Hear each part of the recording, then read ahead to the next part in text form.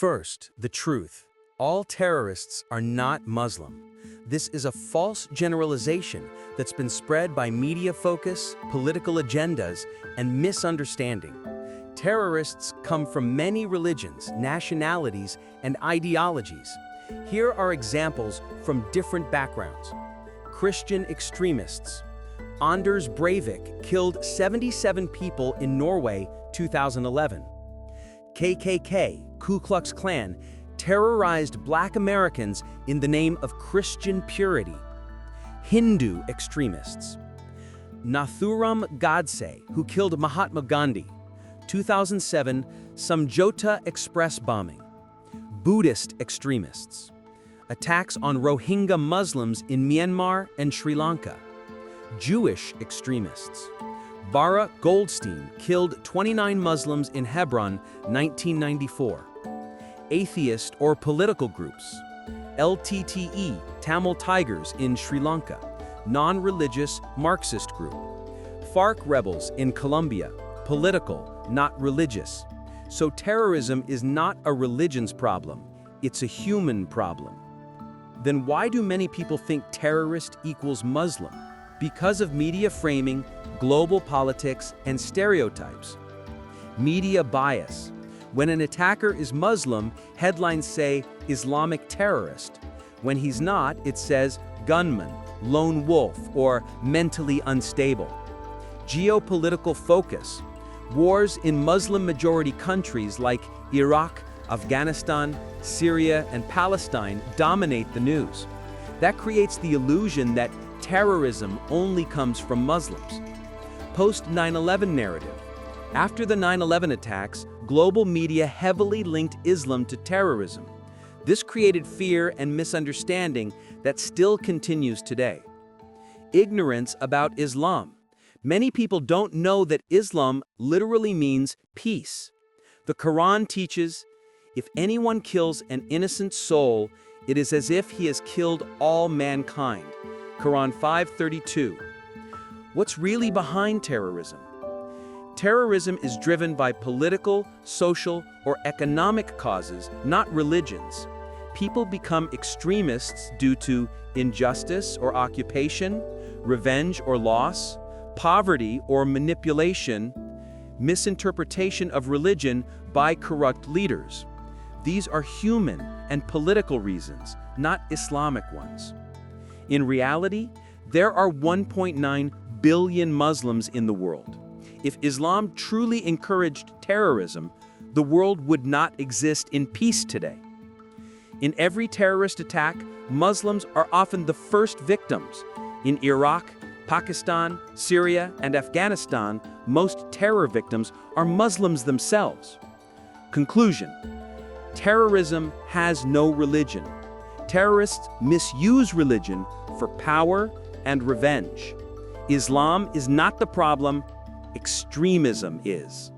Why Muslims are often portrayed as terrorists. 1. Media bias and selective reporting. After major terror attacks, especially 9/11, the global media began focusing heavily on Muslim-linked incidents while often downplaying others.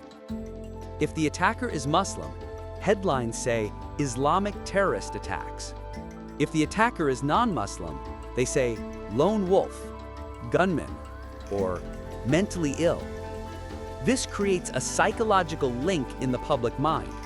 Muslim equals terrorist, even though it's false.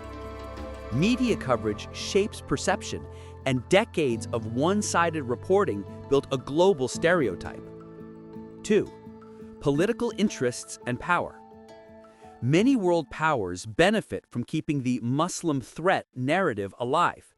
It justifies wars in Muslim countries, Iraq, Afghanistan, Syria.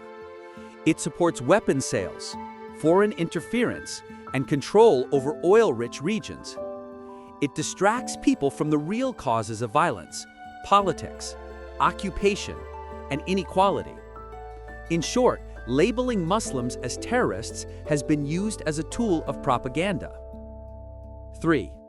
Colonial legacy and old stereotypes. Even before modern terrorism, Colonial rulers often portrayed Muslims as dangerous, fanatical, or rebellious because Muslims resisted foreign domination. That old image of the violent Arab or angry Muslim was passed down through movies, books, and political speeches.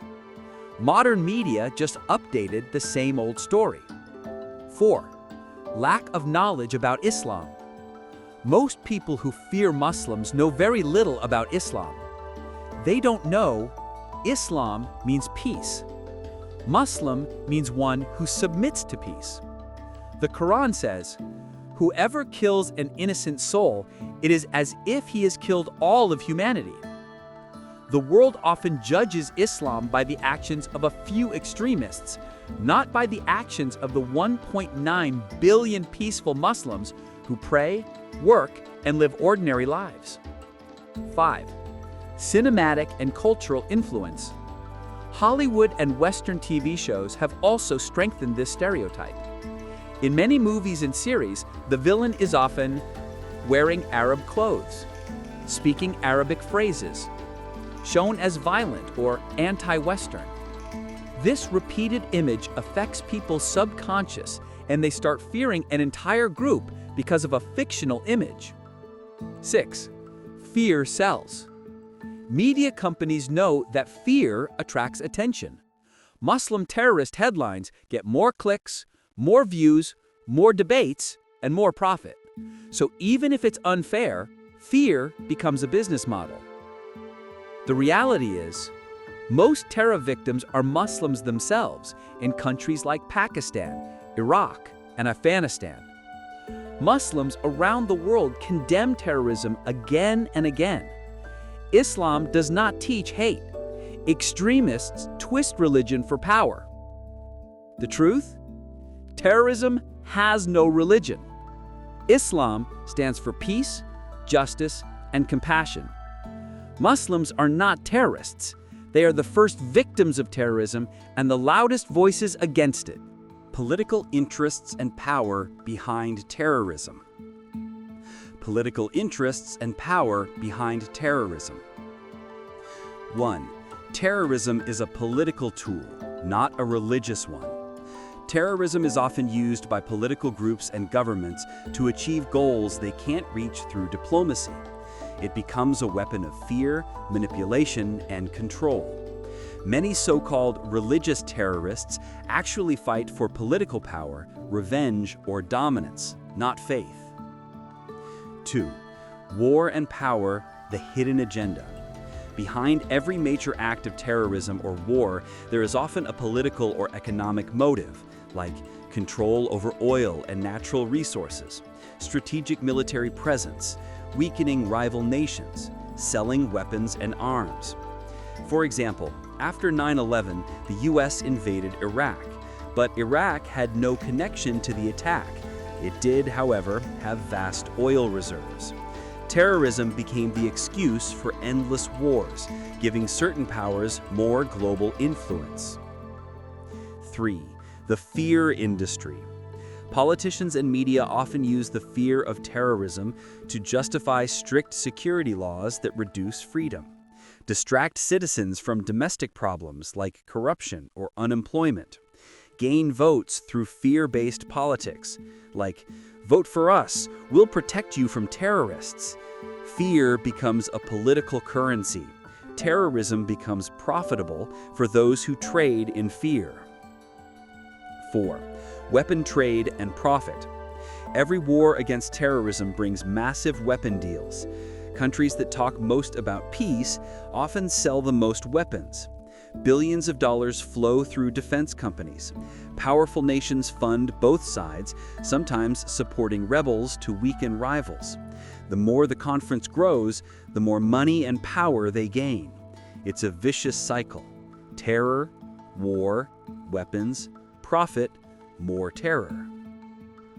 5. Creating enemies to maintain power. Some governments need enemies to stay powerful. By labeling certain groups or countries as terrorists, they justify their military presence abroad, control their citizens through fear, strengthen nationalism or us versus them mindset. This is why the term terrorist is often used selectively. One group's terrorist is another's freedom fighter. 6.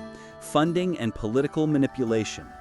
Many extremist organizations are secretly funded by political actors for their own gain. Intelligence agencies create or support groups to destabilize rival regions. Afterward, the same powers claim to fight terrorism, gaining moral justification for wars. So terrorism becomes a stage play of politics, where real people suffer while the powerful play chess. 7. The real victims. The real victims of this political game are ordinary people, not the powerful ones. Innocent civilians lose their homes, families, and peace. Refugees are created by wars justified in the name of fighting terror. Entire nations are left in ruins, while others profit. 8. The truth. Terrorism is not born in mosques. It's born in meetings of power, war rooms, and secret deals. It's not about faith, it's about money, control, and greed. 9. What we can learn. To end terrorism, the world must expose political hypocrisy, promote justice, education, and equality, stop using religion as a scapegoat for political crimes. Because peace will never come through bombs or propaganda, it comes through truth. 10. Final message. Terrorism feeds on lies, fear, and power, but truth, knowledge, and unity can destroy it. It's not Islam versus the world, it's humanity versus corruption and greed. What terrorism is and why it's political. Terrorism is the deliberate use of violence against civilians or non-combatants to create fear, influence public opinion, or coerce governments into changing policies. The core logic is strategic. Create political pressure by raising the political, economic, or reputational cost of the status quo. This definition and political framing are standard in terrorism studies. Wikipedia. 2.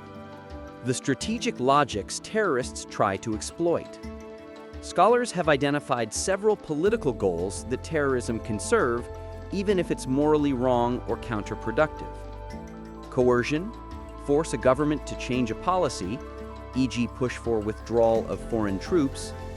Provocation, make the state overreact, alienate its population, and drive recruits to the terrorists' cause. Spoiling, prevent peace deals between moderates and the state by sabotaging negotiations. Outbidding, compete with rival groups for support by being more radical or visible. These are political strategies, researchers like Robert Pape have shown. Suicide terrorism, for instance, often targets foreign occupation or territorial disputes rather than abstract theology. cpost.uchicago.edu+1. 3. Examples that show political, not purely religious motives. Look at well-known groups that are widely labeled terrorists, but whose core aims were political or nationalist. IRA, Northern Ireland, Catholic nationalist group seeking political self-determination or union changes. ETA, Basque Country, Basque separatists pursuing independence. LTTE, Tamil Tigers, Sri Lanka, Tamil separatism, an ethnic and political campaign. These organizations used violence to pursue territory, autonomy, or political power, not to implement a religious system. That pattern is common in many historical and contemporary cases. Wikipedia, +1. 4. Why religion appears so often in headlines. Religion becomes salient in public discourse for several reasons. Identity and legitimacy. Groups often cloak political aims in religious language because faith provides strong identity, moral language, and ready networks of supporters. Media framing. Attacks by groups that claim a religious justification get labeled religious terrorism more widely, which skews public perception. Geopolitics. When political conflicts happen in religiously defined societies, religion and politics overlap, so causal direction is mixed. Scholars warn against assuming the religious claim is the root cause. JSTOR, +1. 5. What drives people to join or carry out attacks? The proximate causes. Multiple, mostly political and social drivers, push individuals towards violent groups. Political grievances, occupation, discrimination, state repression, social networks, friends, family, or local groups that normalize violence. State failure and lawlessness, places with weak governance become recruiting grounds. And strategic calculations by leaders who see terror as a tool to achieve political ends. Psychology and sociology matter too, but again, they usually operate inside a political context. Office of Justice programs, +1. 6. Empirical facts that counter the religion causes terrorism claim. Empirical studies, e.g. Pape's work and subsequent research, show many suicide and high-profile attacks are linked to political goals like foreign occupation or nationalist aims. See post.uchicago.edu, +1. Global data, Global Terrorism Index, GTI, shows most victims of terror in recent decades are in Muslim-majority countries, meaning Muslims are often victims rather than perpetrators. That contradicts the idea that terrorism is inherent to Islam. Instead, it points to regional conflict, weak states, and geopolitics.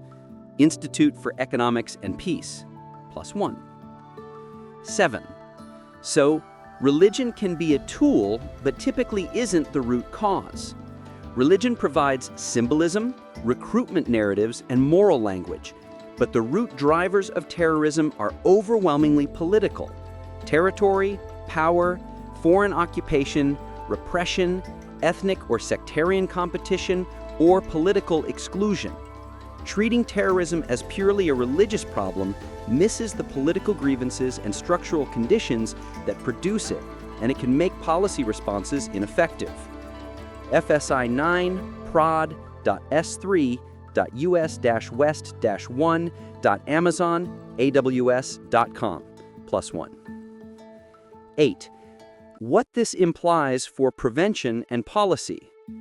If terrorism is political, then effective prevention must address political and structural problems, better governance, ending foreign occupations or unjust policies, dispute resolution, inclusion, economic opportunity, and reducing brutal repression that can fuel radicalization.